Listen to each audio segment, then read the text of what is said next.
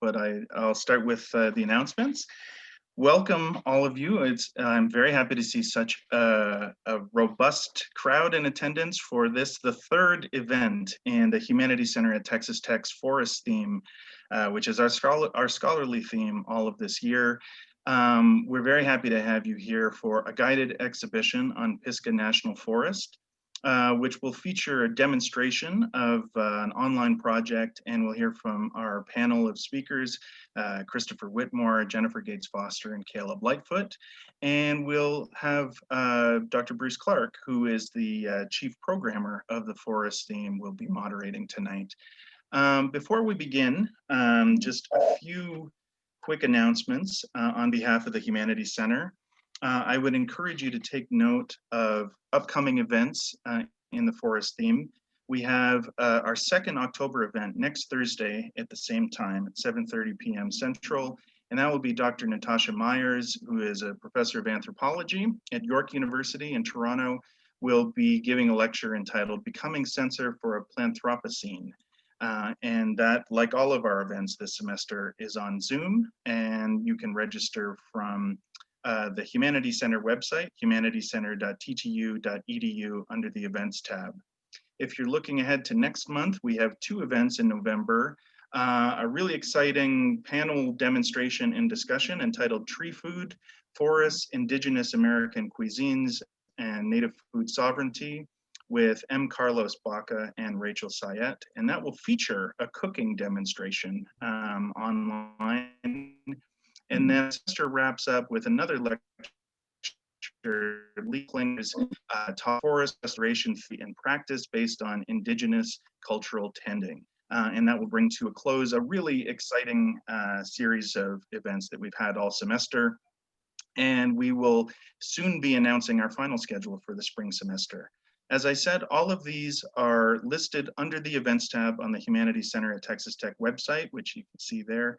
And also, if you're interested, if you've not had a chance to listen yet, the September episode of the Humanities Center's podcast, Humanities Now, previews the year-long forest theme. That's available on Apple Podcasts and Spotify. Before I announce tonight's panelists, as always, I want to begin with the Humanities Center land acknowledgement. The Humanities Center of Texas Tech opens all of its officially sponsored events with an acknowledgement of the indigenous people on whose lands we host our talks and gatherings.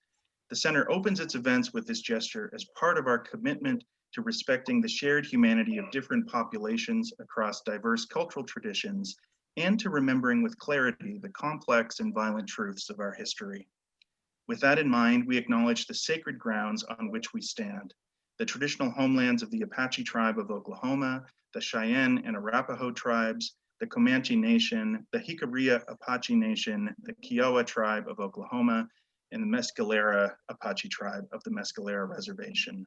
We pay respect to their elders past and present. Please take a moment to consider the many legacies of violence, displacement, trauma, migration, and settlement that bring us together here today. It's my great pleasure to announce our multiple speakers tonight. And so I'm going to say a few words about each of them.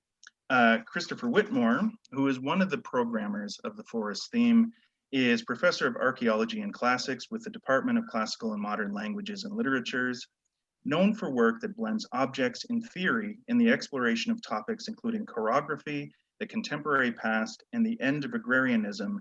Dr. Witmore is an active field archaeologist who has worked on archaeological projects in Greece, Iceland, Norway, Romania, Italy, the United Kingdom, and the United States. Our second speaker, Jennifer Gates Foster, is Associate Professor of Archaeology and Classics at the University of North Carolina at Chapel Hill. A landscape archaeologist whose work explores movement, memory, and community across time and space, Dr. Gates Foster has conducted field work in the American South, Armenia, Israel, and Egypt. And finally, our third panelist, Caleb Lightfoot, is an architect and designer whose work involves creative interventions in the questions of land use, the built environment, culture, anthropology, and speculative design. A Red Raider alumnus with a BA and MA in architecture, Mr. Lightfoot has worked on numerous collaborations with archaeologists ranging from Samothrace and the Peloponnese in Greece to Pisgah National Forest. Very grateful for all three of them to be here tonight. And our moderator for tonight, as I mentioned, is Dr. Bruce Clark, who is Paul Whitfield Horn Distinguished Professor of Literature and Science in my home department, the Department of English, and is the person who has led all of this dynamic programming that we've been featuring all semester. He will moderate the Q&A as we go tonight. So you could offer a clapping icon, we would be grateful. And I'm going to turn things over to Dr. Clark, who will say a few more words about the program tonight. Great. Thanks, Mike. Thanks everybody out there that has come in for this wonderful panel tonight. Hope you'll make it a habit as we continue the rest of the fall semester, and also then we'll have another set of events coming up in the spring. But to recap the goals of the Forest program, this academic year we'll be thinking all year about forests, what they are, how they work, how they moderate climate at the planetary scale, and thus why their preservation truly matters. And that's why we want to bring them closer into our thoughts. So we'll be thinking about forests, we'll be thinking with forests to consider how we modern humans, the occasionally irresponsible beneficiaries of forests, might learn from the trees better behaviors, making positive differences in face of the ecological challenges we currently confront. Okay, so that's the primary mission of the Forest program. Now, with no further ado, I want to toss it over to Chris Witmore, and Chris is going to introduce the overall Pisgah National Forest project and orient everyone to this forest in particular over in North Carolina and the project that lies behind the exhibition that will be debuting this evening. Chris. Thank you, Bruno. I want to begin by thanking all of you for joining in on what I hope will be a lively event. And I also want to thank Bruce Clark for the kind introductions and for his leadership in pulling the 2020-2021 annual theme on forest together. For indeed, forests are a common concern for so many in attendance this evening. And also thank you so much to Michael Borchak, the director of the Humanities Center, for his generous support of the night's exhibition. And without Mike's contributions to the Humanities Center, this led the way to purchasing the software, licenses, to hiring an excellent student intern, Tara Okopi, as our web designer. And I also want to put out a special thanks to Jason McDougall, who's joining us here from Camp Greer in North Carolina, the G5 collection, I'm sorry, the D5 Collaborative Collective, and Carol Price from the McDowell County Tourism Authority and the community of Old Fort, North Carolina, for their ongoing support of this research. So our roles here tonight have been framed as that of guides to shepherd you through a forest manifest as a virtual exhibition. And we've accepted this charge because of the wonderful challenges that present themselves with bringing something of Pisgah National Forest to residents of the Texas High Plains. Such a task involves hard compromises between observation and participation. And as I see it, it is the job of the guide to ameliorate the rough edges that come with concessions that one must inevitably make with the manifestation of any locale in two dimensions. So with regard to our exhibition, these are very early days indeed, and that makes our task all the more difficult. You see, we've chosen to assemble the forest along its trails. We are translating it as cascades of image and text. And like a forest, this exhibition that we are opening tonight will grow organically. We open with, by focusing on, well, rather modestly, on a single trail, with the promise of new trails to follow throughout the year of forest, the annual theme for the Texas Tech Humanities Center. And I would like to say that it is our hope that with the accretion of new paths, new cascades of imagery and information, that the exhibition will begin to collectively operate not unlike that of a deep map. This is William Least Heat's Moon's term for the conflation of oral testimony, history, topographical details, local folklore, travel anthology, geography, journalism, memoir, natural history, autobiography, really anything and everything you might ever want to say about a place. So I framed this statement conditionally because in the background to tonight's debut, we also have another agenda. You see, we three speakers are part of a new community engaged archaeological project called the Catawba Vale Collaborative, which aims to enrich locality, memory, and community identity in the grandfather ranger district of Pisgah National Forest and the Old Fort environs, which are in Western North Carolina. So in what follows this evening, Dr. Jennifer Gates Foster, the co-director of the Catawba Vale Collaborative, will detail the aims and objectives of our research project and connect the CVC to important initiatives at the University of North Carolina at Chapel Hill. Caleb Lightfoot, our tremendously talented architect and designer, will discuss our rather novel approach to the dissemination of CVC research through site-specific and monumental storytelling. As our ethos begins with actually transforming how it is that communities experience what are predominantly regarded as recreational trails in Pisgah National Forest. So after each of these short presentations, we're going to open a window, as Bruno made clear, for questions, and hopefully we can open some discussion in these short windows before we move on. We will then, after these three statements, commence with a guided tour of the forest by taking a trail through the new exhibition website. After that, we'll return to a general and what I hope to be rather effervescent discussion. And now, what I'd like to do is begin by situating everyone with respect to Pisgah National Forest. I'll also provide some background to how it is that archaeologists and designers who work predominantly in Europe, Southwest Asia, and North Africa have come to be involved in this rather remarkable community-led endeavor in Western North Carolina. So I'm going to share my screen here, and we'll get this underway.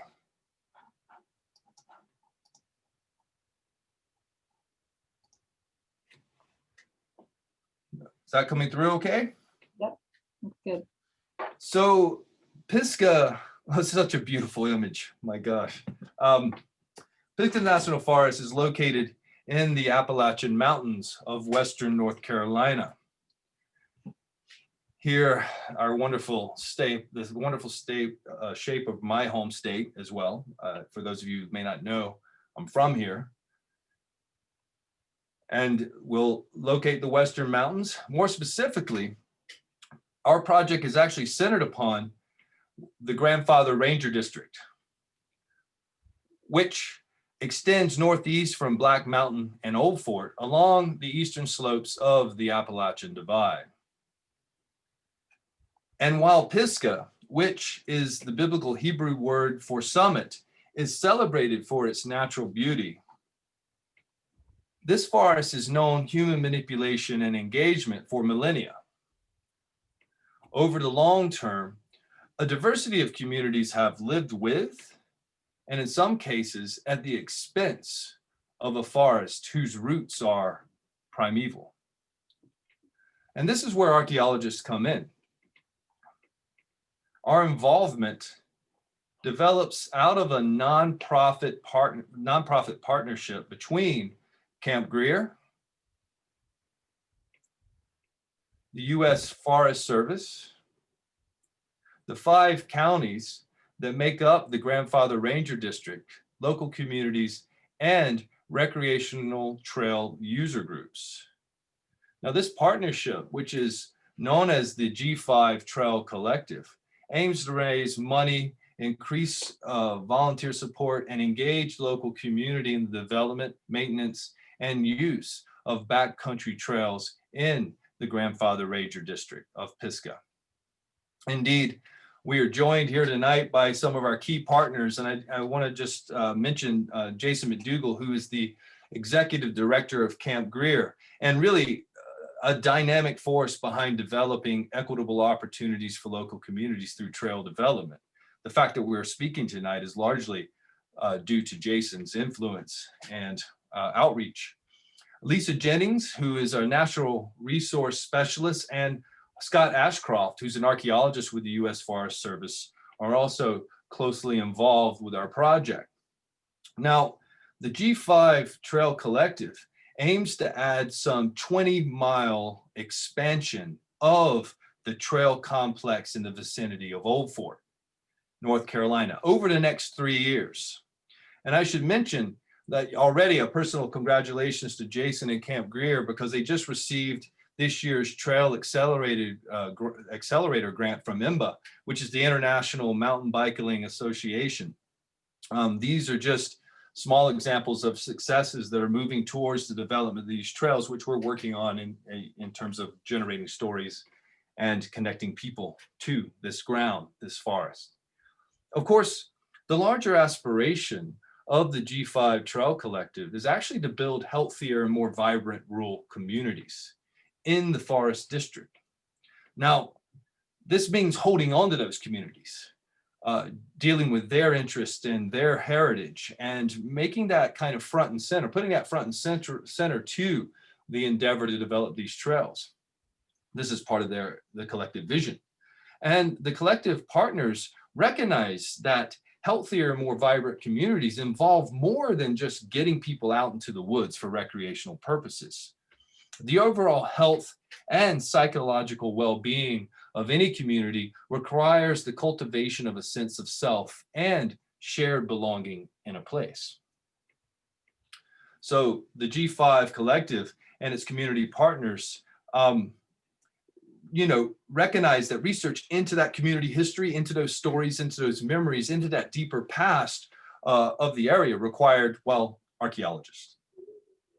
And so it is that Dr. Gates Foster and I were invited to join the G5 Collective and the Old Fort community in these endeavors. And we're really fortunate that Caleb Lightfoot has also joined us in this. So prior to gaining its current name in 1873, the community of Old Fort was known as Catawba Vale. Now, our collaborative embraces this former toponym because it is evocative of our aspirations to locate and cherish land and object memories, all but lost in the understories of Pisgah National Forest, and to curate these memories for and connect them to local communities through out-of-door experiences related to backcountry trail development. As an aside, so many indigenous toponyms have been eviscerated from the region for various reasons, but Catawba is itself the name for a group and a collection of indigenous communities in the region and further east towards Charlotte and that region, and it gives its name to a river that passes through the area as well. So when in the face of pervasive and radical change over the last few generations, so many definitions of what it is to live and indeed, be in rural communities have been relegated to oblivion, archaeology may be enrolled in defense of what has become of these modes of living, and living with forests being a central concern. So as archaeologists, we recognize how old holloways, fence lines, and property boundaries, remnants of logging, mills, homesteads, or overgrown pathways draw attention to neglected pasts, which may be harnessed in the cultivation of a sense of self and shared belonging in a place through exhibition, storytelling, and literature. And this sense, we contend, adds to the overall health and psychological well-being of any community. So, it is along these trails that we aim to articulate and share stories of pre-contact Native American societies, of remnants of colonial settlement and Civil War era groups, of railroad and timber development, of national forest lands, African American communities, any and all recoverable traces of peoples and their companion species who have lived here with this rather wondrous forest. So before I pass the torch to my colleague, Dr. Jen Gates Foster, I would, if there's anyone who will say more about really the aims and objectives of our project, I'm happy to kind of discuss any questions you may have at this point before we move on. At all.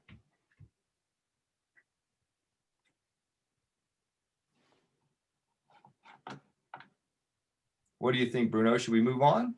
Well, nothing seems to have popped up. I've been thinking, I had a kind of thought with regard to how our university has been encouraging outreach for a while now, and that this project is just a beautiful manifestation of the contemporary university, right? Yes. And what it sees its role as being in taking its activities out into the world and engaging communities as part of our knowledge-making mission. And so I think that's, I'm happy to be a part of it, because as a kind of traditional literature scholar, so I think, how do I do this? But maybe it's easier for an archaeologist. Well, Get out of the archaeology, library. archaeology operates at the intersection of identity and land. And so many of, these bits and pieces of what have become of the past, people identify with, whether the things that they recognize, and then the things that they don't or are unaware of. That's also part of our charge, to bring them to the fore, to bring out those kinds of stories. And here, rather uniquely, Bruno, we have a kind of background of indigenous relationships that go back 10 millennia, that are, as we all see today, lessons for how we can think about living with forests yet again. The very idea of forest somehow separated and demarcated and distinct from humanity was our own fallacy, and Native communities had it right in so many ways. They also had it, there was also mistakes, don't get me wrong, but these are opportunities. And so I'm glad you recognize that. And in fact, that's actually what Dr. Gates Foster is going to take us into now, more of these connections. Terrific. Well, Jennifer, why don't you take it Yeah, away?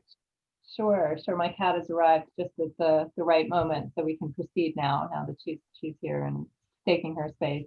All right, so let me also just jump over and share my screen as well. I've got a couple of images to accompany the presentation. So are those showing up? Yeah, they're showing lovely. Great. Okay, great. I want to take a minute, like Chris, to thank all of you for being here tonight, and also to the organizers. It's I used to live in Texas. I taught at UT Austin for a number of years and remember my time in Texas fondly. So even though I'm not with you, it's still a pleasure to be chatting with a lot of Texans, and presumably a bunch of them in the audience too. And it's really a great opportunity for us as a group, the three of us and those of our collaborators who are in the audience listening too, to lay out some of our ideas and our inspirations, as well as the aims, as Chris said, that our collaborative work is meant to bring to fruition. The project, as Chris has described it, has really begun as something that came out of a sense of the ground, of groundedness, in a literal sense of land and place. And the importance that communities, both past and present, in the area of the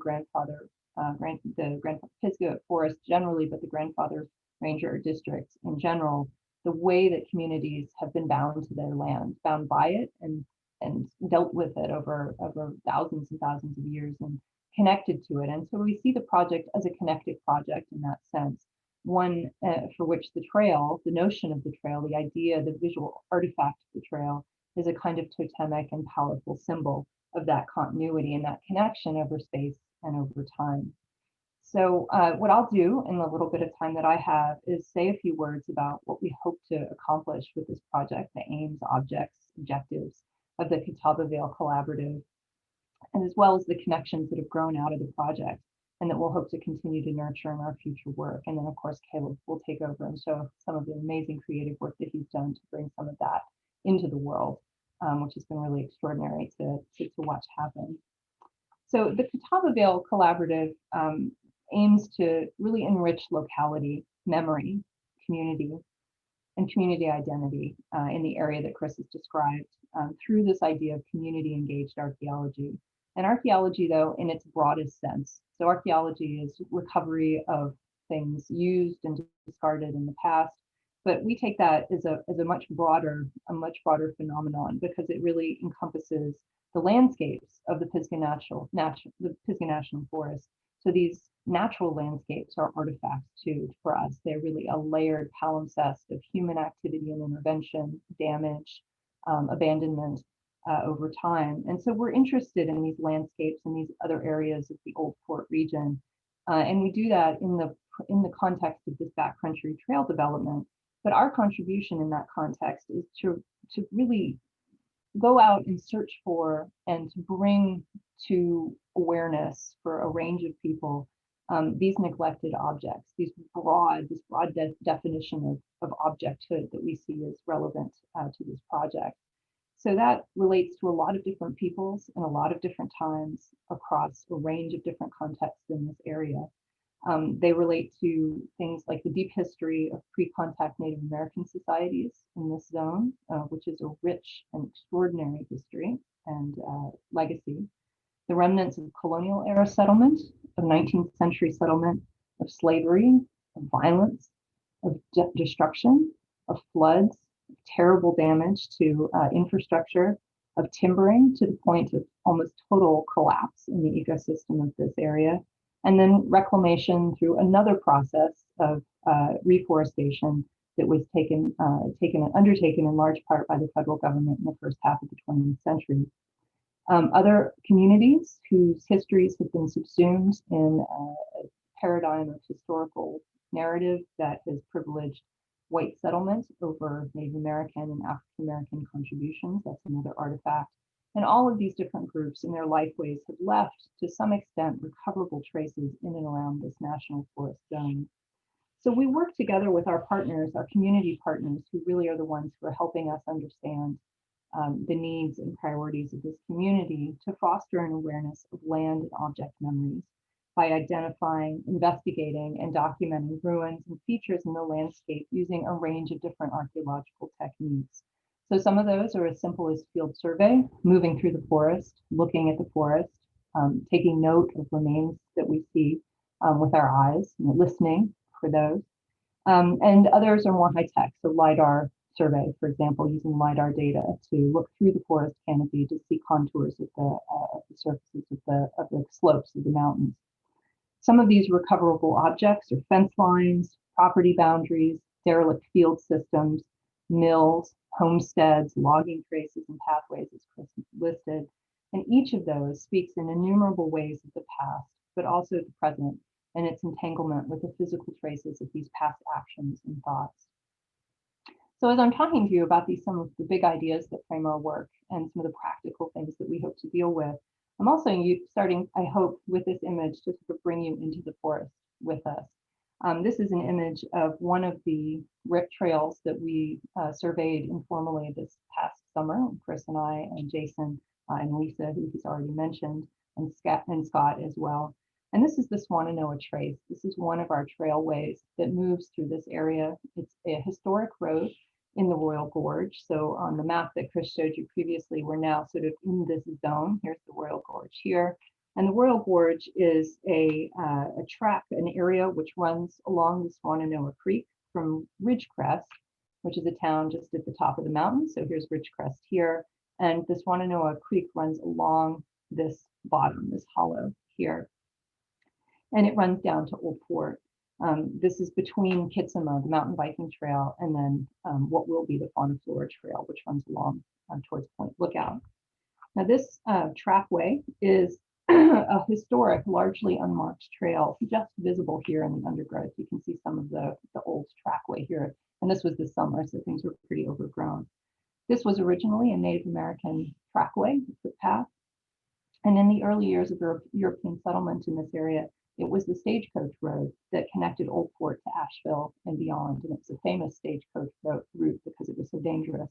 And there's lots of wonderful accounts of people taking the stagecoach down the mountain along this trail.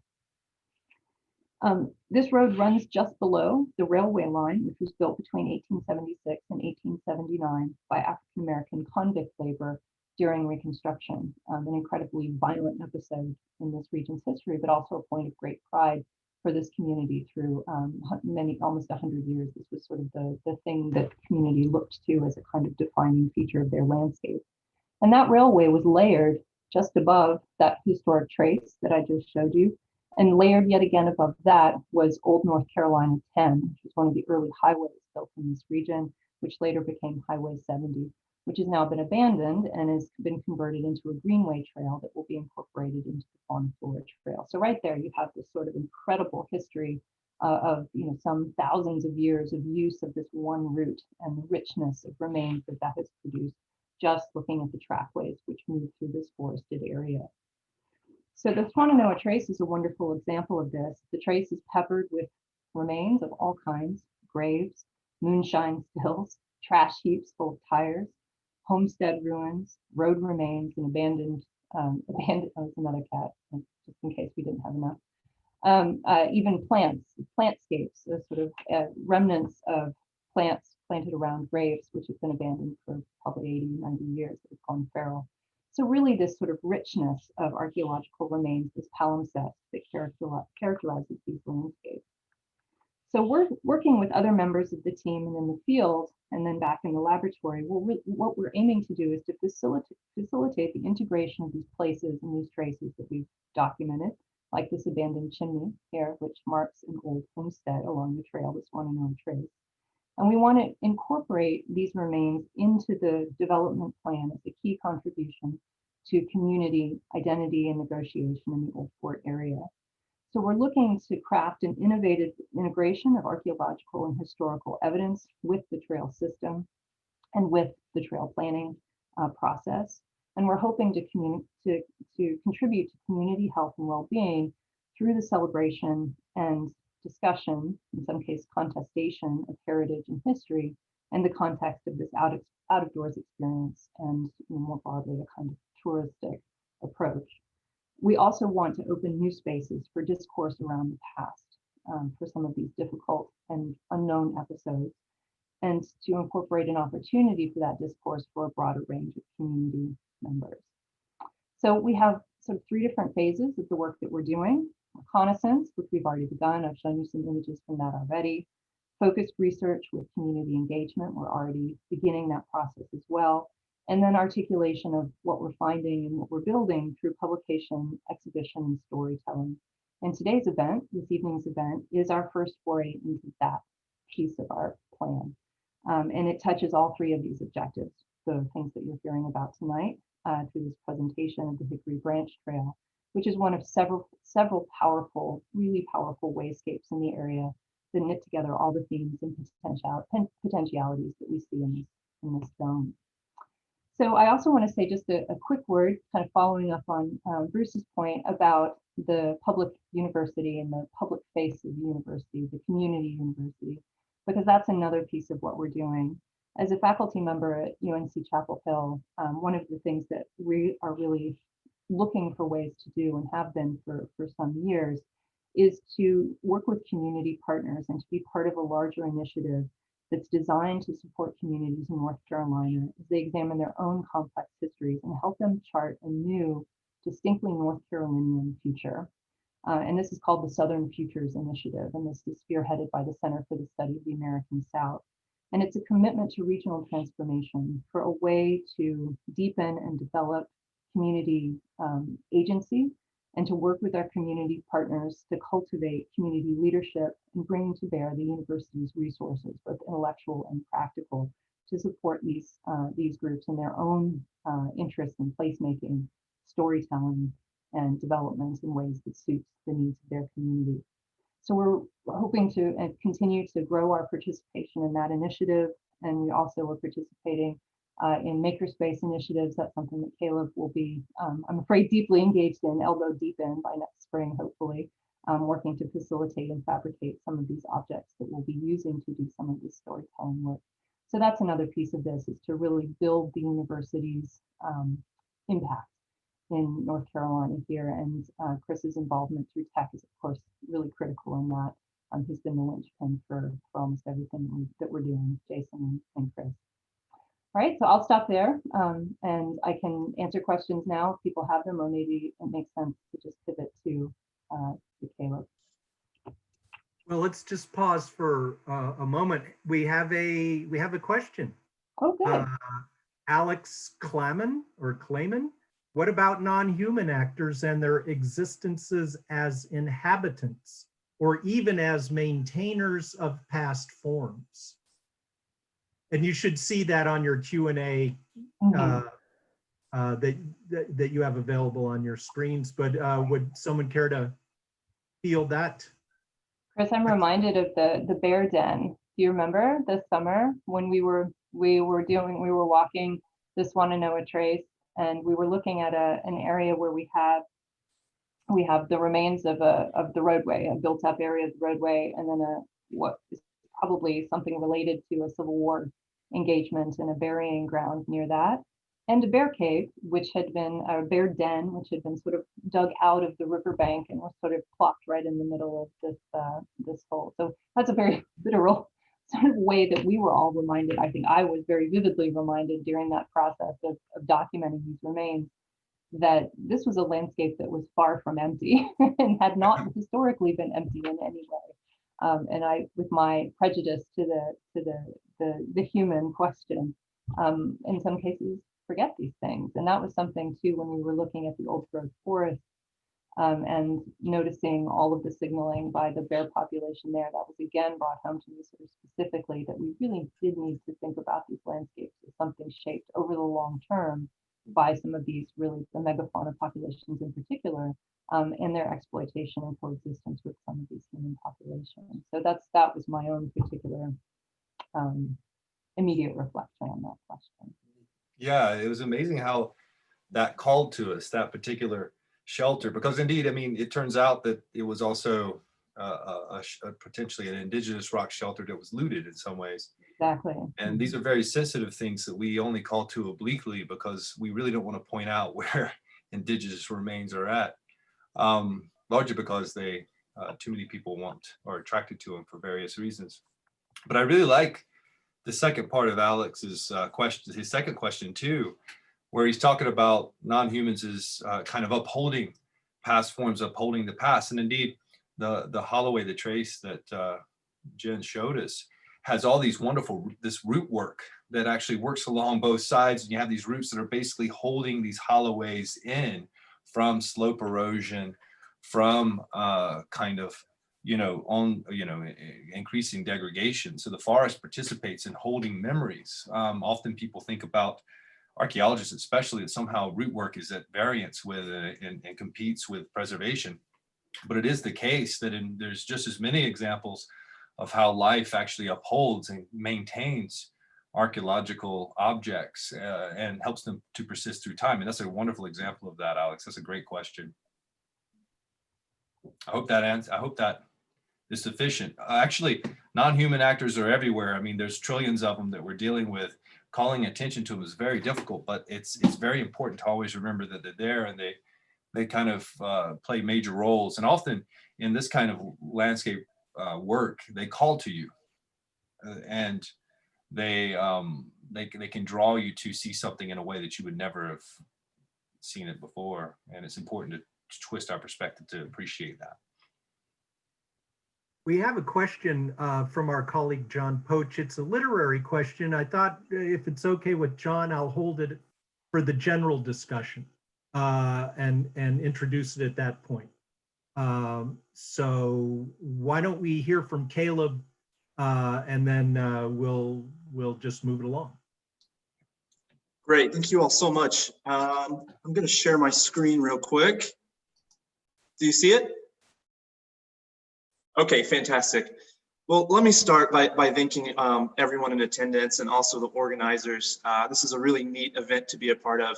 Especially as a graduate of Texas Tech, it's really exciting to be on the other side of the Zoom screen. Although, of course, when I was in school, Zoom wasn't even, in our consciousness yet. But anyways, I want to also start by thanking Chris and Jen. I think they can attest how excited I was when they approached me with the project, especially because of the exciting scope and the community engagement. So what I want to briefly do is I want to show a design project that we're working on as part of our research. This is intended to be the first stage. We'll go on to design additional monuments, but these in particular, this is 4 monuments for the Hickory Branch Trail. So our task was, at the beginning, how can we introduce design interventions, in this case into an existing trail, creating a more inclusive experience, rethinking community engagement and access, particularly for underrepresented and marginalized groups, is a key foundation of our project. The trail, as normally conceived, has a specified beginning and end. The trail user, whether biker, jogger, or dog walker, is often presented with a sign and map station at the trailhead. Other significant sites might be similarly marked with 2D signage. This didactic method of presenting information creates both a spatial and a material separation between viewer and what is being viewed. In this model, the experience of place is secondary to the flat reception of information in which the trail user is consciously separated from the significant feature that they are viewing. Here I have included an image of Daltor, a Bronze Age hinge composed of 6 standing stones. Our design research asks, how does the hinge intensify and locate experiences along and within a trail? Could the introduction of hinges along the Hickory Branch Trail intervene in the conception of the trail as simply the distance between point A and B, creating loci to pause, reflect, and mediate? If the hinge itself acts as an intervention within the trail system for community accessible placemaking, how can we then reintroduce information and narratives about that place in a way that is also sensitive to the experience of the place? This is an early drawing that we made exploring the idea of a 4-sided monument on which woven narratives would be inscribed. Placed in the middle of each hinge, the information pillar would invite participation, as those pausing at each location could choose to walk around it, absorbing stories, indigenous knowledge, and narratives as an augmented layer to their experiences. This early sketch presents our approach. 4 hinges would be strewn along the Hickory Branch Trail. The materiality of each would be unique to each location. We have the 4 locations: Civilian Conservation Corps Camp, a glen, a waterfall, and the ridge. I'm now going to show 4 concept collages for each of the 4 monuments. I want to note here that material composition of each monument is not intended to simply reference the qualities of each place, but is intended to literally gather together physical properties. In other words, when we were starting this project, we didn't want the monuments to simply signify the place, again, separating the viewer from the experience, but to be composed in a literal gathering of materials found there. This is the material collage for the first monument, built at the location of the CCC camp, composed of stacked stones, which is the method of construction used in the extant camp structures that are located there. Next, a monument located in a wooded glen, which would exist as a stone monolith. For the monument situated at the waterfall, a polished aluminum structure would be used, constituting the monument as mirror for reflecting the trickling of water. Finally, the monument situated on the ridge would be built from fallen trees. Now I'd like to jump in and show you 4 conceptual drawings that sort of gather all of these ideas together. So this is the monument for the CCC camp. As you can see, the idea is that the information, which would be inscribed on 4 sides of the pillar, would invite the user to move around it. They would come, they would sit, meditate, perhaps meet with friends and family, and then the information would be there waiting for them if they chose to engage with it. However, it's important that the information isn't presented in a way that demands engagement, but merely invites it. Here would be the monolith erected in which text would be carved into each side.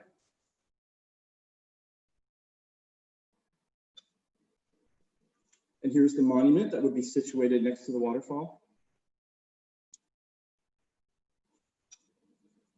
and finally, a monument made of wood at the top of the ridge. I would like to mention that the final construction of each could alter significantly as we work with the community and learn directly from the place itself. It is our hope that these 4 sites will, in addition to gathering local materials, stories, and experiences together for the purpose of community access, act as an invitation for encountering the beauty of the forest, not speaking over it, but merely with it, in it, and through it. Thank you so much.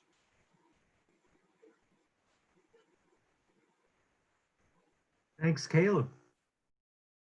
Those are really beautiful plans that you've produced. Thank you. Yeah, and I would like to note too that we chose the Hickory Branch Trail as a starting point, but we've also been invited to work on the Fonta Flora Trail. So we'll be continuing this design process at least for one other trail, if not more. Is that what we were looking at in that picture, like an aerial view of that's the trail kind of cutting along the side of the mountain there? Absolutely. Yep, that's the Hickory Branch Trail. Yeah, so I've woven the trail as a sort of plan into the foliage in the background here, so you can see the location and plan of each monument as you progress through the imagery. These are absolutely stunning. I mean, Caleb has done just an incredible job with the design of these hinge monuments. They're inspired by European, Neolithic hinges, which is something that we work with a fair amount. So a hinge is an upright stone. That's a monolith or a megalith, depending on its size. The hinge is the circle. The circle of stones is the central pillar. The pillar is the monolith. I saw something very similar in Ireland a couple of years back. There's tens of thousands of these all over Europe and various other areas. And yeah, Jen works with them in Egypt as well. I mean, she comes across this quite a bit and elsewhere. But the idea of these monuments, I mean, they're fundamental. And actually they connect to a question here, Bruce, that we just got from Nason, which is actually a wonderful question. Would you mind introducing this for us? I think it'd be lovely to take it on. And then I'd like to come back to John's question. I mean, his point about Barry Lopez, I think is very pertinent and important as well. Yeah, I'm not, for some reason, I can't see the chat when there's screen up. Oh, okay, thank you. Okay, now, so it's Nason's question? Yes. Thank you for this, Nason. I'm sorry. Adel Parver. Thank you for this enlightening panel. Could the panelists please speak to any potential considerations, trade-offs, or tensions when documenting but also presenting the various histories in Pisgah National Forest? I'm not assuming they're necessarily antagonistic, but given the relationship between place and identity, how do you accommodate indigenous, colonial, or other potentially marginalized histories alongside one another? Well, people are going to have to feel awkward, and I have no problem making them feel so. The histories in this area are, I mean, it's tragic in so many ways, and these tragedies can't be ignored. And in fact, in many ways, we write them and put them right on the side of our monuments so that people can actually see that as part of attesting and dealing with the kind of legacy of the past that is here.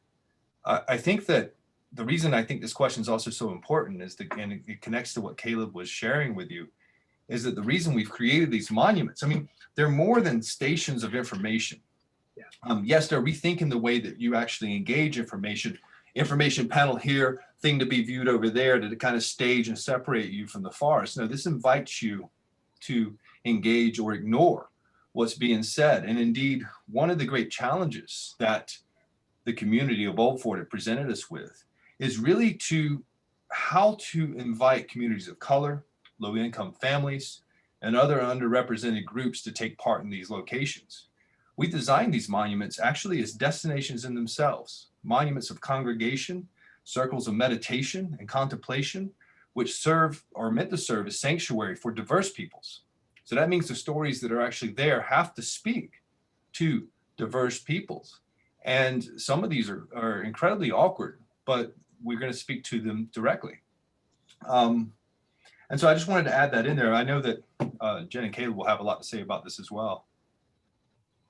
Yeah, and I think, go ahead, Jen. ahead.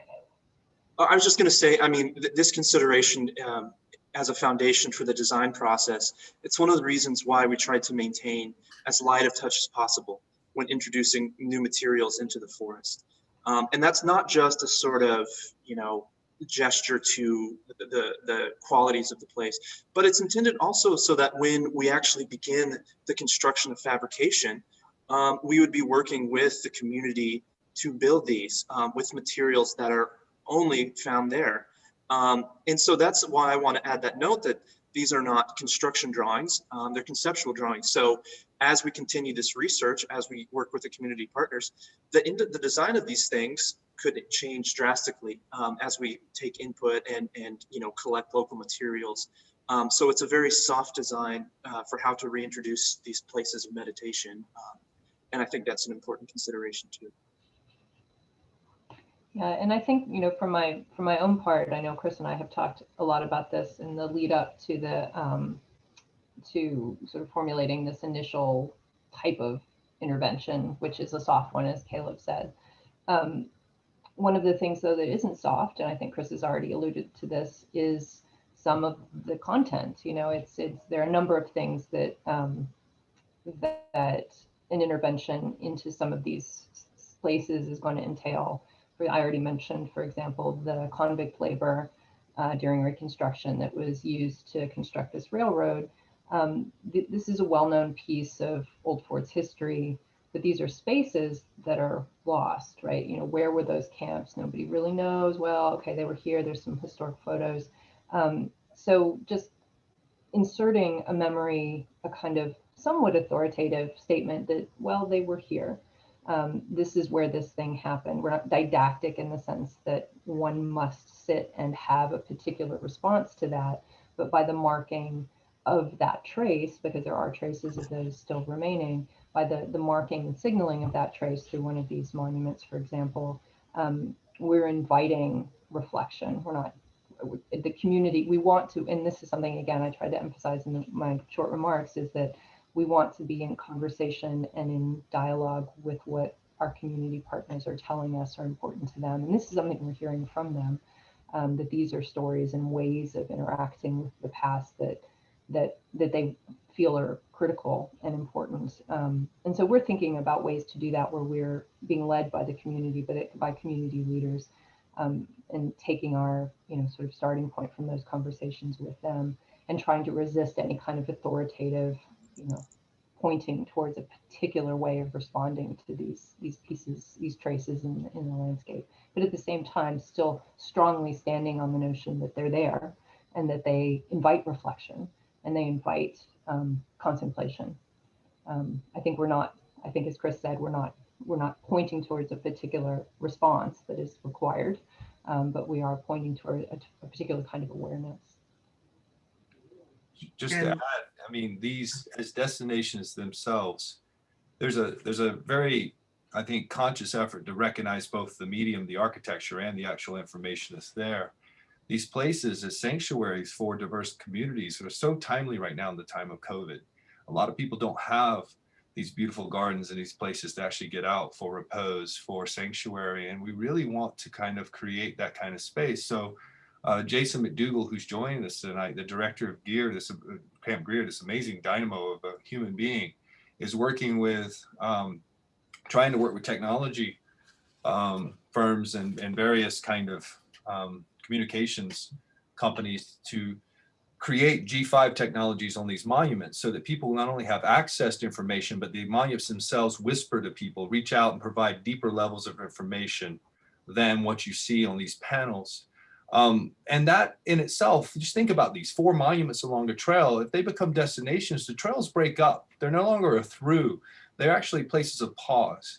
And so they become places along a trail that become destinations for people to engage the forest in ways that no one has ever engaged these forests. They're no longer recreational trails. They're actually these places of sanctuary as well. So different communities have different ways to actually relate to the national forest. And I think that's fundamental to what our approach here, our philosophy. There's one question directed towards Caleb, so why don't we ask him now? Jared Foster asks, Caleb, what was the inspiration for a European modeled henge marker for the spaces as opposed to a relatively similar North American or regionally indigenous type of structure, if one exists? Well, from my perspective, maybe this is just one potential avenue of an answer. I think that there's a little bit of distance when looking at the European modeled hinges. You know, there's a danger in these places, and you see this sometimes in the design of national park structures, where references to indigenous architecture and things like that can really come across as, you know, an appropriation of those structures and of those and of that kind of placemaking. And so for me, it might be important to have a little bit of distance when presenting these monuments, that it's appealing to a larger tradition of placemaking where there's a distance of time and space, rather than referring to traditions that are not our own as white, you know, designers and archaeologists, in a way that I think would be problematic. So that's one avenue and one way that I see the answer to that question. Well, Chris, do you think it's time to pull back the curtain? Yeah, and I see that there's a lot more questions coming through. I think maybe by just jumping into the exhibition, we'll find that it will answer some of these. And also, you know, give you some examples of how we're actually doing this issue of dealing with other voices. So allow me to screen share. I'll take us in to the exhibition, and we can continue this rather wonderful conversation. I'm also mindful that there's several folks that have asked questions we haven't had a chance to get back to, going back all the way back up to John Poach. So we will do that here at the end when we come back around to things, if that's okay. All right, so just give me 1 second. Let me get this up and running.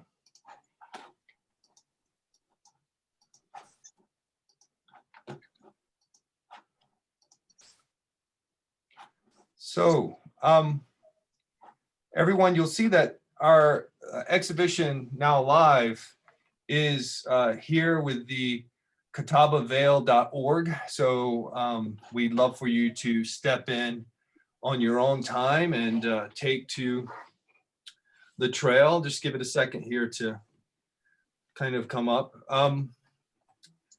The exhibition, we chose to begin really with Hickory Branch Trail, which you see, this is Jason McDougall walking ahead of us here this past summer, because it actually connects up many matters that are of central concern to our project and to issues that arise under the Humanities Center theme of forests more generally. And let me just, you can see and read as we go. For one, the trail lies at the heart of the original 8,100 acre tract, the very first tract purchased in 1912 by the federal government from the Burke McDowell Lumber Company, which gives its name to McDowell County, under the Weeks Act. The Weeks Act, it was this act, the Weeks Act of 1911, that permitted the federal government to purchase private land ostensibly to protect the headwaters of rivers and watersheds.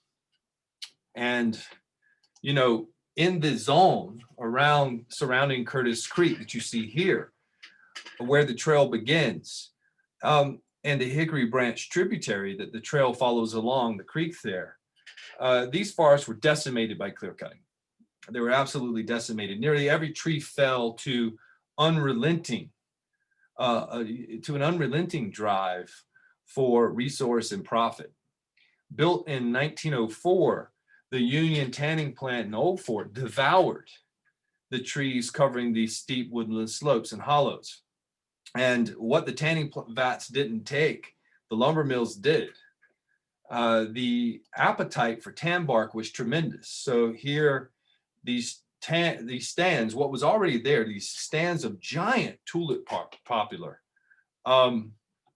they fell followed by the chestnuts, which accounted for 70% of the trees in the forest. And I saw that Mark made a point that, yes, the forest ecology has shifted drastically since the loss of chestnuts, both from the cutting, but also the blight that comes in the wake. So in 1916, the Curtis Creek became part of this newly established Pisgah National Forest. The core of what is known of that is known as the Grandfather Ranger District.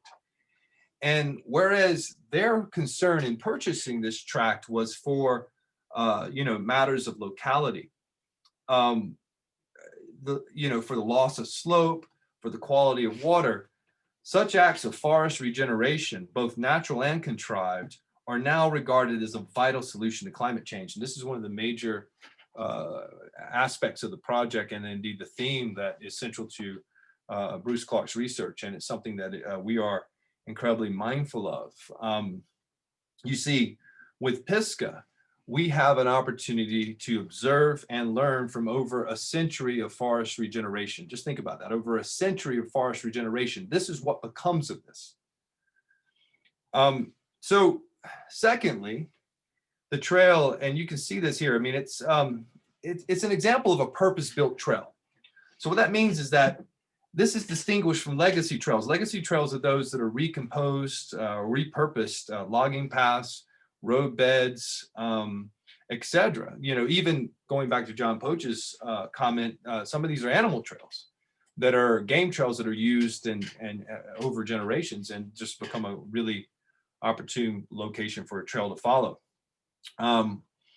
And this trail, however, was a purpose-built trail, and it was built because of the Civilian Conservation Corps. The camp actually lays at the start of the trail, this particular camp, which is called Camp Jim Staton.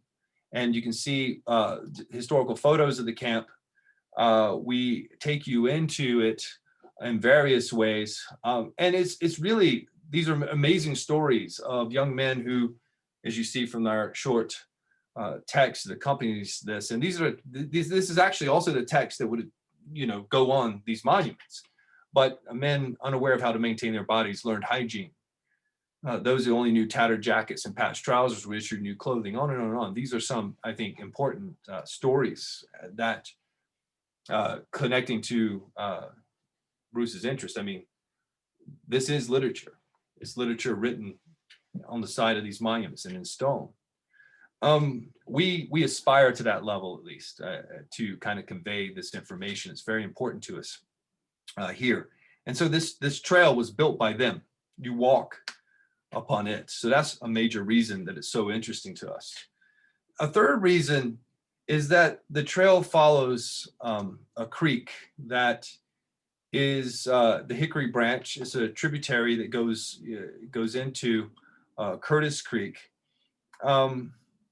And that creek cuts through some pretty remarkable landscape, some really striking features, which provide for us opportunity to really reflect upon indigenous lifeways, which are incredibly important to all of us.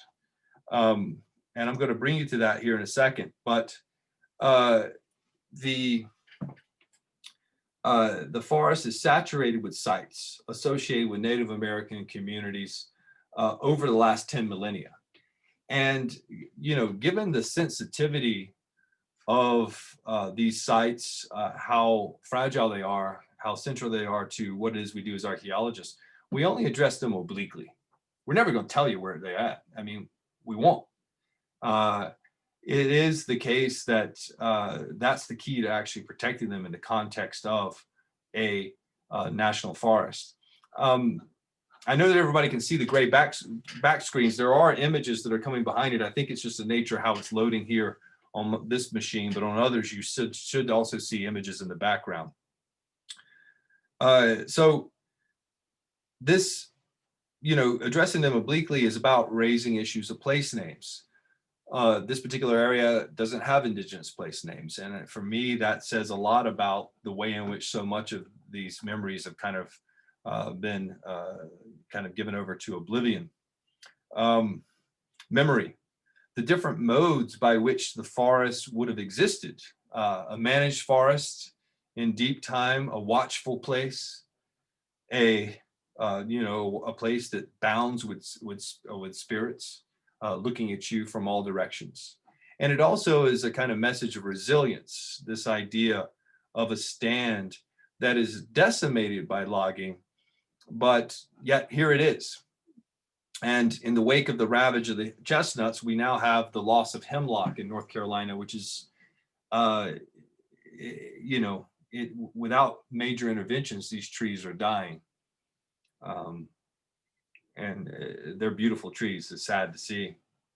And so this trail leads on. The other reason we chose it is that it leads on through stands of old growth. And these stands, old growth, these are stands that are over 125 years old. So that means that many of these trees grow where stands were clear cut in the late 19th century. A few of them are trees that they just overlooked and moved on past because they were too small. But most of them actually come in the wake of this. And so they've been going for as long as 125, in some cases even longer years. But just beyond the trail's end, because the trail is a very steep trail, you move up towards the kind of ridge line. Just beyond its end, you will actually find groves, small groves of virgin trees in difficult to access areas. Virgin trees, these are trees that have never been cut in primeval stands, the oldest stands. And these exist in North Carolina, they exist on the East Coast. Given the ethos of the state, we haven't really talked about them much, but I think it's an important thing to share because these stands are absolutely incredible. They're just really hard to get to. And because they're really hard to get to in steep and rugged areas, they were spared by the loggers, fortunately. And the area that we're actually ascending here along the trail, and I'm not sure, I'm kind of a little concerned that our images aren't popping up, and it may be something with connectivity here. I'm in my office on campus, but there are images in the background to our text. The area we're in is actually around an area called Mackey Mountain, which is currently under consideration for inclusion in the National Wilderness Preservation System. So it is a pretty exceptional area. What makes it exceptional is that if you actually take Curtis Creek Road, the next road over, this huge area, which is over, it's way more than 15,000 acres. It's a huge area for the East Coast. Is one of the larger areas on the East Coast without roads cutting through it. So this trail takes you right into the heart of it. So all these interests that you see here on our exhibition, they're all mirrored and meant to be mirrored in the hinge monuments. The kind of short statements that you see at each one is actually the marker for a particular hinge. We originally designed, as Caleb pointed out, we designed four hinges for this particular trail, and Caleb brought a wonderful vision. We envisioned four hinges for this trail. Caleb designed them, and they are incredible in their different materials and what we can do with them. So I'm just going to continue with you here through to the end. I really hope that everyone will actually come to this particular trail to see it. There's more to come. We are working on this exhibition throughout the year. We plan to add several trails. They're going to accrete, they're going to expand, they're going to approach something like a deep map, because we will bring in all kinds of information, stories, sound, layer them in interesting ways with the imagery and with the text that you see. So there you have it. Please visit and have a look at it and read through at your leisure. We'll have a live button through the Humanities Center that can lead you to the exhibition, which will continue. These are modest beginnings, but they will expand as we put the work into it. So thank you. Thanks, Chris, Jennifer, and Caleb. It's a beautiful project. I'm knocked out by what you've begun. And I hope someone said that they could see the images. I saw them when I clicked on it earlier today, but just as you were speaking now, they weren't coming up. So if that was the case for anyone anyone else. You know what? The moment that I take it off screen sharing, I see the images. They were coming up. I opened it separately and they are I wasn't functioning. sure So I how think pervasive that problem might have been, but It was just the screen sharing did it. I can see. So they're there. they are there. oh yeah, okay. So I won't worry about that. We're opening it up now for general discussion, and let's go back and get John's question. And thanks for your patience, John. He addresses it to you, Chris. He says your statement about the trails, I can't quote it exactly, but Jennifer mentioned something along the same lines. Made me think about a story by Barry Lopez called The Mappist. I haven't read the story in a long time, but I remember how important it was for the narrator of the story to recognize not only the man-made trails, but also the many migration trails, that'd be game trails, right? Yeah. And how they defined and shaped how we understand our own place in the world. Do you all know this story? John asks. I'm really glad that you brought it up to me. I actually, knowing Barry, I think Barry Lopez mentioned that he had done this piece with me and it kind of connected to some of these interests at one point. I'm very grateful to John to bring it up because I'm going to return to it too. It's been a long time. But I think, you know, this is something that as archaeologists, we recognize quite often. And a lot of our work deals with even the archaeology of animals, John. So I'm really glad that you brought that up. And animals on par. I'm looking around in my office because I have, give me 1 second, a book in a series that I edited called Multi-Species Archaeology. There it is. And the point of it is that to do the archaeology of animal others, not only alongside humans, but without humans. They're not necessarily that story. So yeah, I mean, there are these archaeological portions, and Jen and I and Jason McDougall, when we went up Hickory Branch, we actually veered from the trail, which as you get to the top, the trail, the original CCC trail is actually lost. A lot of it is just because few people go up that high.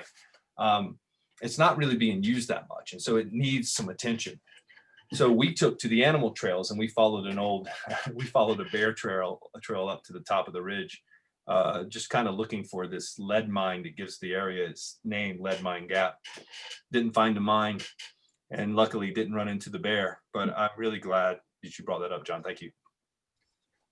Hey, Mike, do you want to ask your own question? I wanted to come back to an idea that Chris mentioned in his introduction about the idea of the deep map. And it seemed like there was an interesting ideological opposition embedded in that idea that the kind of mapping that you're doing here resists the idea of an authoritative, an authoritative cartography. And I was wondering if you could speak to that a bit more about how this project, now that we've had a chance to see some of it, and everyone will go and look at it later tonight after the presentation's done, but how that resists the idea of epistemological authority like a traditional map offers. Yeah. Jen, you want to take this one to start?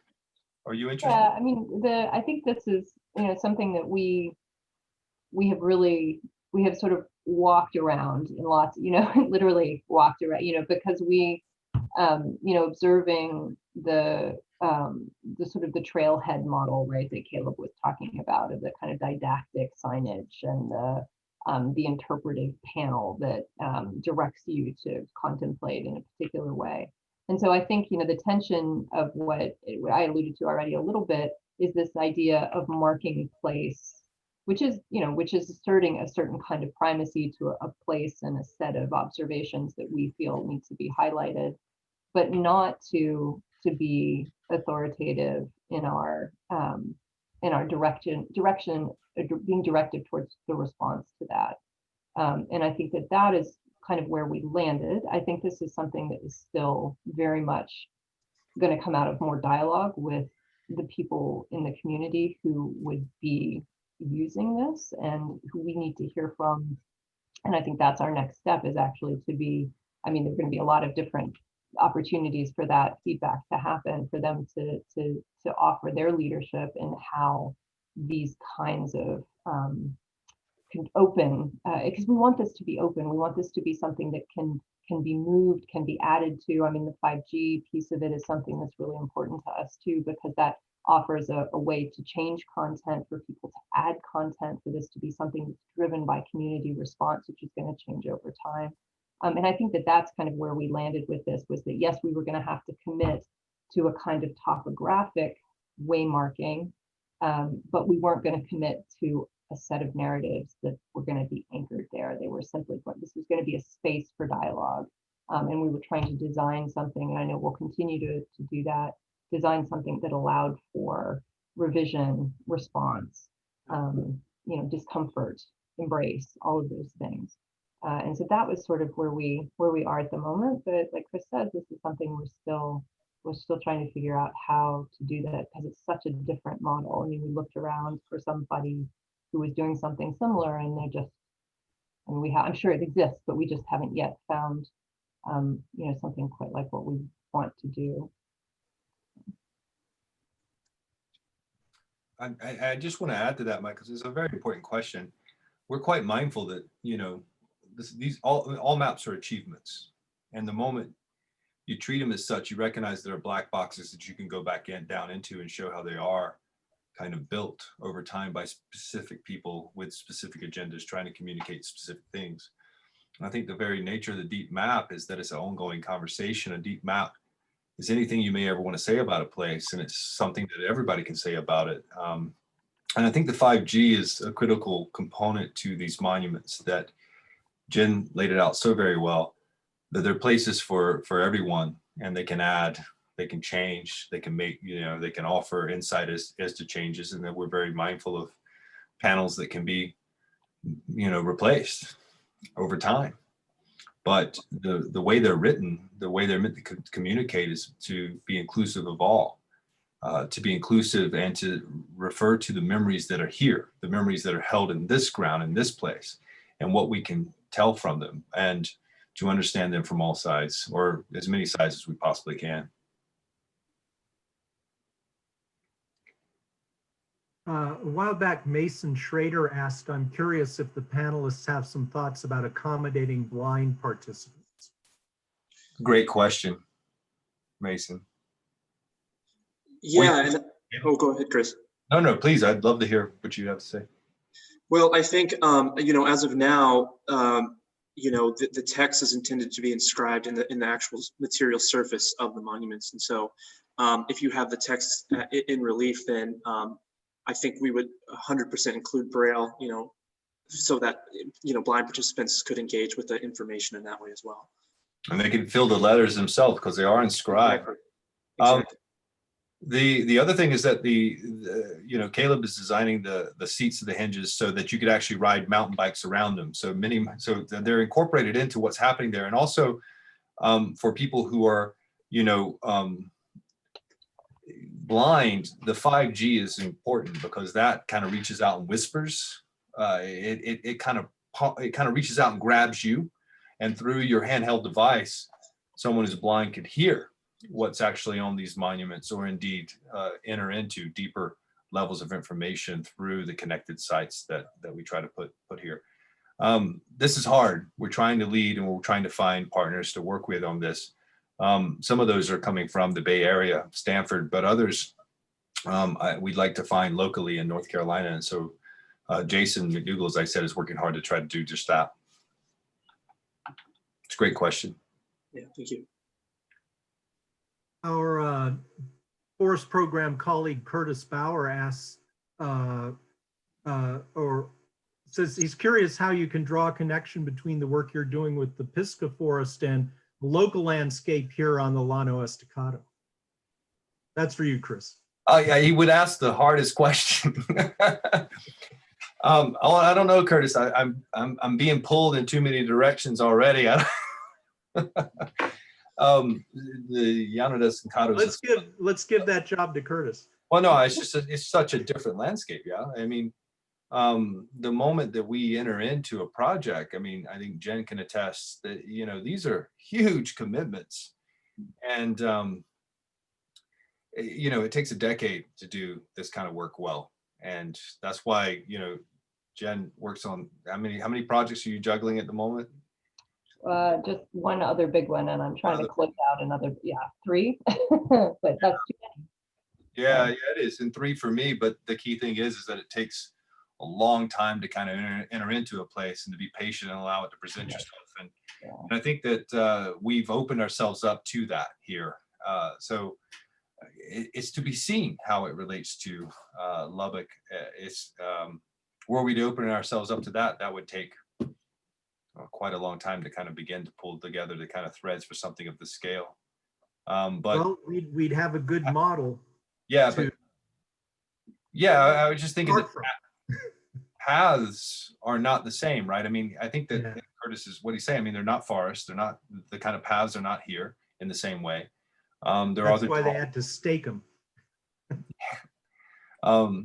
There are other draws, which are kind of important kind of lines of movement for indigenous communities. And then you have people that are moving across the top with horses and animals, and then roads. So along these lines, I think we would enter into this place, but this place is pretty amazing and exceptional. Caleb may have something to say about that, or being from here. This is my home turn. North Carolina's my yeah, I'm calling you out now. yeah, not at the moment. Okay, then if I might exercise my privilege as the moderator, as we're, I think, winding down, but hopefully this is a pertinent question. I was, as Jennifer was doing, sort of presenting earlier on, I was just struck by the word trace. Trace. A trace is called a trace. I mean, how archaeological can you get? Why do they call them traces? Or is that too obvious? What hangs upon the trace of a trace? Asked Monsieur Derrida. Anybody? It's the most meta of meta terms, right? For people who do landscape, right? They talk about hollow ways, but the word is trace, because it's both the activity, it's the, because I can speak to, our work this summer in these overgrown, like some of these legacy trails, like this Wananoa trace. We were tracing because it was not always clear where it was. We were seeking, looking for clues, looking for remnants, looking, moving from, sort of impression to impression. So it's an action, it's an act, it's a kind of reverential process, and it is really created by these layered impacts, which kind of recede and come into the landscape. They move in front of you, and it is an act of tracing. And I think it's a very important term. It's the one I prefer. I think I'm from Mississippi, so the Ur mother of all traces, the Natchez trace, is always in my mind and on my mouth. So that's for me, that's always there. But I think it is, especially for these kinds of trails like the Wananoa, this is something, something very deeply appropriate to that in that term. But it's a legacy term. I mean, these things have been called traces before people were self-conscious about the meta aspect of the denomination. Yeah, just to add to what Jen's saying there, one of the things that we've kind of expunged from our daily experience is actually adding to the impact and compaction of a trail. We don't do that unless we're out in the woods or walking these traces. And that's actually part of the derivation of the term. This kind of accretion, this kind of embeddedness that we all add, we all continue to work, and through that kind of compaction over time, this collective contribution to the trail is a beautiful thing. And yet we concrete over and pave over all ours and have removed ourselves from kind of creating it. I think everybody should walk their lines through the grass on Texas Tech campus and continue to create just such trails. But that was I agree, Jen. It's a great term. Yeah, and there's a question here to the panelists from Alex, and he asks, are you envisioning the monuments as living and changing with the environment, perhaps becoming ruins of themselves, or as more maintained elements? And something I want to mention in relation to the idea of trace is that normally when you encounter signage, everything about it, from the materiality to the way it's presenting information to you, is intended to situate itself as above the experience, as being like everything that you're encountering has already happened. Now this sign is telling you about it. But I think one thing that's important is that the monument is another layer into that ongoing material history of the place. So of course it's going to become a ruin, and that's already latent in the construction of it. And so absolutely, I think it is a living thing and another trace to be layered into the other traces we're encountering. Which is a delicate matter when you're working with the U.S. Forest Service. I just want to lay that out there. Because the way in which the Forest Service works, and if Jason's still with us, he can attest to this, but they don't necessarily want to see their signs go rot. Degraded. So, there's I think a really important question or statement from Summer Sutton, who writes, "We don't use the term Aboriginal in the United States when referring to indigenous peoples, referring to the text on the website. You might want to consider providing a translation in the Cherokee language by working with Cherokee language speakers."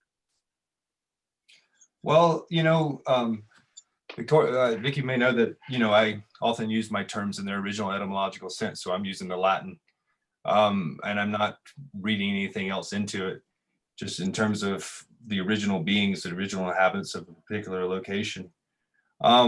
Vicky, I don't often identify with this, but I'm also Cherokee. And it's not something that I don't identify with it. So it's not something that I has been part of my identity.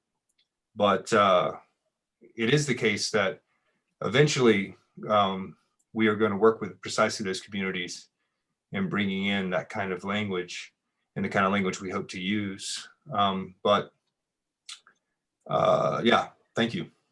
Thank you for that observation. Well, Mike, what do you think?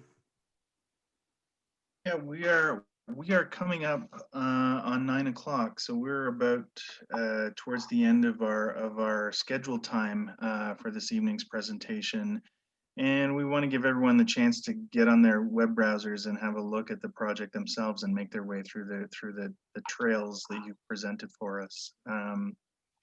I'm very grateful for all of our speakers tonight, for Bruce, for all of the work you've done this semester with programming, and of course to all of our guests tonight, Jennifer Gates Foster, Christopher Witmore, and Caleb Lightfoot, for incredible panel and incredible project. And it's very exciting.